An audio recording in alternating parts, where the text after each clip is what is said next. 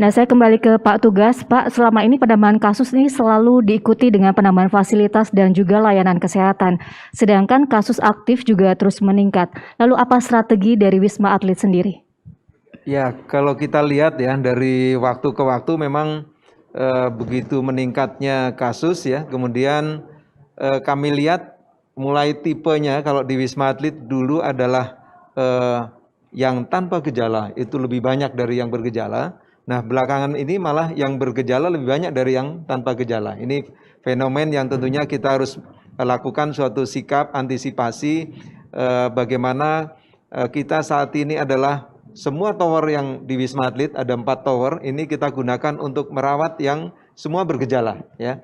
Dan bergejala ringan atau yang ada komorbid ya, kemudian bergejala ringan atau yang tanpa gejala, kita sekarang alihkan untuk ke tower 8 dan 9 di Pademangan. Jadi ini suatu saya kira suatu koordinasi strategi yang sangat saat ini bisa membantu kami untuk paling tidak mencapai angka yang lebih dari 80% di sana. Jadi ini juga suatu hal yang tentunya kita lakukan langkah supaya semuanya pelayanan itu teratasi dengan baik, tenaga kesehatan juga tidak memberikan terbebani dengan yang sangat tinggi, walaupun angka 80 ini, 70-80 ini angka-angka yang memang krusial dalam konteks memerlukan suatu beban tenaga yang tinggi. Nah, kami atur sedemikian rupa. Kemudian kami juga sangat senang di lain tempat ya, mulai digalakkan atau tempat-tempat untuk isolasi yang tanpa gejala seperti hotel dan mungkin tempat-tempat yang disiapkan oleh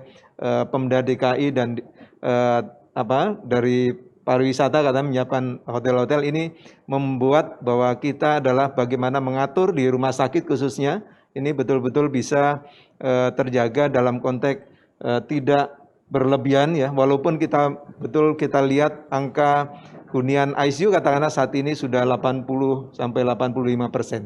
Ya, khusus di Wisma Atlet kami sisi lain juga mengoptimalkan adanya ICU, kemudian walaupun transisi masih ya, kemudian optimalkan ICU, HCU, kemudian IMCU di sana sehingga betul-betul ini adalah suatu sirkulasi pelayanan mulai dari yang ringan, sedang, sampai yang berat yang kita akan persiapkan untuk dirujuk ke rumah sakit rujukan. Seandainya pun tidak, di sana kita lakukan tingkat standar pelayanan ICU yang kita siapkan untuk ICU transisi. Ya. Jadi kalau misalnya nanti ada yang, kalau tadi kita tahu bahwa tingkat keterisian rumah sakit di DKI Jakarta dan Jawa Barat itu sudah hampir di ambang batas ya Pak. Terus kalau membutuhkan pasien dengan gejala berat membutuhkan rujukan ke rumah sakit dari Wisma Atlet bagaimana Pak? Kalau memang tidak, ini yang tidak mudah ya, karena kita pahami di rujukan rumah sakit ini tempat hunian ICU ini juga sangat-sangat sulit saat ini ya. Maka kami mengoptimalkan ICU yang ada, kemudian HCU yang ada di Wisma Atlet, sehingga kita bisa melaksanakan pelayanan ICU sampai betul-betul memang kalau ada yang bisa dirujuk dan tempatnya ada dirujuk, maka kita rujuk. Kalau tidak, tentunya secara konsekuensinya kami adalah dengan tim ICU kita betul-betul optimalkan di sana. Nah, perawat-perawat juga kami latih terus untuk bagaimana mereka bisa melakukan juga tindakan-tindakan atau perawatan di ICU yang tentunya sangat berbeda dengan perawatan di kamar biasa. Saya kira itu yang kita lakukan. Iya, kalau di Bogor seperti apa Pak Bima, tingkat keterisian di ICU? Karena memang ini menjadi isu yang sangat krusial. ICU penuh sehingga tidak mampu lagi menampung padahal pasien membutuhkan sekali pengobatan ya. Iya betul, kita melakukan 2 langkah ya. Ya pertama tadi dengan menyiapkan rumah sakit lapangan, dan yang kedua meminta agar seluruh rumah sakit rujukan menambah ruang isolasi dan ICU. Nah kalau 2 minggu lalu angkanya itu di atas 80%, per hari ini angka bed okupasi rasio kita ada di angka 70. Memang masih di atas ambang batas gitu, tetapi saya lihat ada progres di sini. Jadi rutin kami koordinasi dengan pimpinan rumah sakit untuk memastikan usaha-usaha mereka untuk menambah ruang isolasi dan ICU tadi. Dan kita harus punya skenario terburuk sampai akhir tahun. Nah, jadi kami sudah punya angka-angkanya berdasarkan rekomendasi dari epidemiolog juga. Kami punya tim yang mengkalkulasi kalau misalnya tingkat efektivitas dari vaksin 80%, artinya jumlah target yang divaksin itu terpenuhi di Kota Bogor, usia produktif, kemudian angkanya juga baik, itu kemungkinan besar di akhir tahun akan ada 11.000 kasus positif akumulasi di Kota Bogor. Nah, 20% dari itu memerlukan rawatan ICU. Nah, ini sudah kita hitung dari sekarang. Jadi kita sudah siapkan, kita sudah prediksikan nambah di rumah sakit mana saja. Jadi setiap rumah sakit itu kita cek. Anda maksimal nambah berapa sampai Desember kan gitu. Nah, kemudian kalau rumah sakit sudah mentok, ya baru kita pikirkan di titik-titik mana lagi untuk menambah ICU tadi. Jadi memang kita harus punya modeling simulasi untuk memprediksi sekaligus perencanaan untuk secara bertahap menambah itu. Baik, nah salah satu langkah memutus mata rantai penularan COVID-19 ini adalah dengan penelusuran kontak erat. Nah, mengingat masih ada stigma mengenai COVID-19 di masyarakat, lalu bagaimana penerapannya di Kota Bogor sendiri? Kita targetkan sebetulnya satu kasus positif itu terdata minimal 20 kontak erat, itu minimal. Nah, kata kuncinya adalah tim surveillance. Jadi kami punya tim khusus ya, ada 90 orang lebih.